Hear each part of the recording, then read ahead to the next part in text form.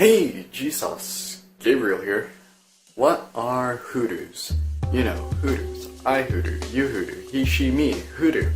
Hoodooology. It's first grade, guys. Just kidding. You may have heard hoodoo before to describe something that's occult or out of the ordinary, and that's because the word actually originated with African American folk magic of the exact same name, called hoodoo.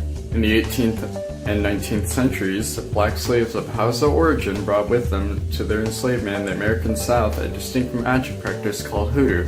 So what does this have to do with any old rock formation?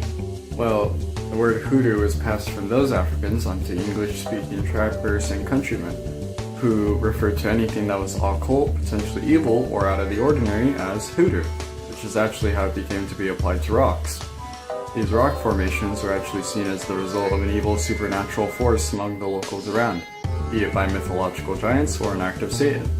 The word remained as a term for these rock formations, and since has lost some of its origin story along the way to numerous dictionaries who have confused the cultural background of the word with that of a similar sounding word, voodoo.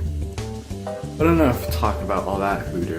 Now on to the real magic, science. Hoodoos are described as lanky, tall steeples that jut out from the bottom of a basin, which are mainly found in arid areas, with their sizes ranging from 5 to 150 feet. They are usually made of somewhat soft rock with harder stone on top. But how exactly are these made? Hoodoos are made from pre-existing rock formations which are eroded in a variety of ways.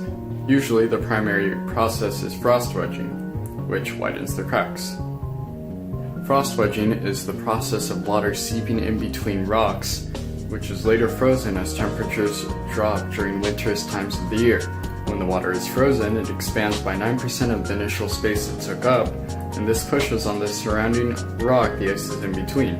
Over several freezing and thawing cycles, eventually rock is fragmented or broken. Sometimes as well, acidic rainwater can also help dissolve the limestone within these formations and contribute to the weathering process as well. Roughly over the span of 100 years, 2 to 4 feet is eroded to create these hoodoos. Unfortunately, hoodoos are destroyed in the exact same way in which they're created, erosions. Eventually, these spires are unable to support their odd shape and they collapse, or due to human interference are also toppled. Hoodoos, like all good things, will come to an end with time, and these landforms are only a portion of the beautiful environments they live in. Take a trip sometime to see many of the now eroding beauties of Earth, such as the Taj Mahal, which are slowly disappearing. Everyone needs a little love for nature, right? I mean, who don't? And as always, thanks for watching.